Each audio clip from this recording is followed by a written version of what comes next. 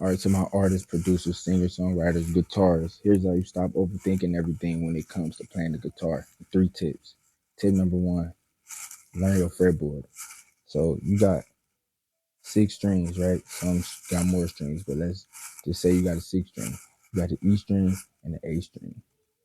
These strings right here is golden. So once you master this E string, you automatically master the E string on the bottom because these are the same strings, right?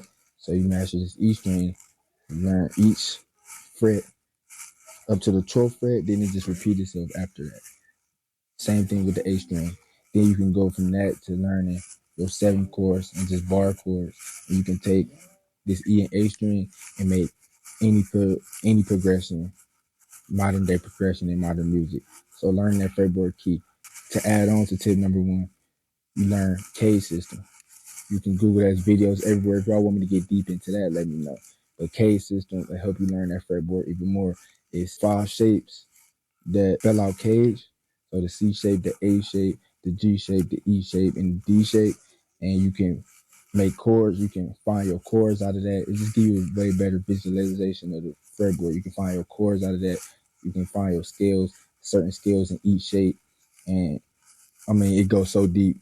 The rabbit hole get deep. You can YouTube it, Google it, or if you want more videos, like I said, just ask me about that. All right, so that brings me to tip number 2, ear training. I like to take songs that I like and put them on and then just figure out the chords. It can be a piano song, it can be a violin song, it don't matter. But I can just listen in and find like them root notes. So like if I'm hearing root notes, I'm gonna like find those first. Then I'm gonna make chords out of those and just slowly make my way through to find a chord progression. And then how I check if I'm right, obviously it sound right through my ear, but if your ear's still fragile or you ain't really got a good trained ear to know that you right on the chords, then just go and find some tabs on the song. More than likely it's tabs on the song, especially if it's like a top 40 type of song or something like that. But yeah, I like to just put a song on and put on an instrumental, whatever, and just figure out the chords. Don't cheat yourself. Don't look up tabs. Just go straight into finding them root notes first. And then from those root notes, you go back for what you learned in tip number 1, which is learning your E and A string. And out of those root notes on that E and A string, you just find them chords. Okay, another thing with ear training, try to highlight chord tones when you're hearing chord changes. You know what I mean? So if somebody playing a C major, somebody playing the C major, try to highlight those chord tones. You know what I mean? As those chord changes go by, so you go to the C, then the next chord, you try to highlight those tones. You know what I mean? And it sound a little more professional, and it's like a harmonization that you add, and it just sound more beautiful.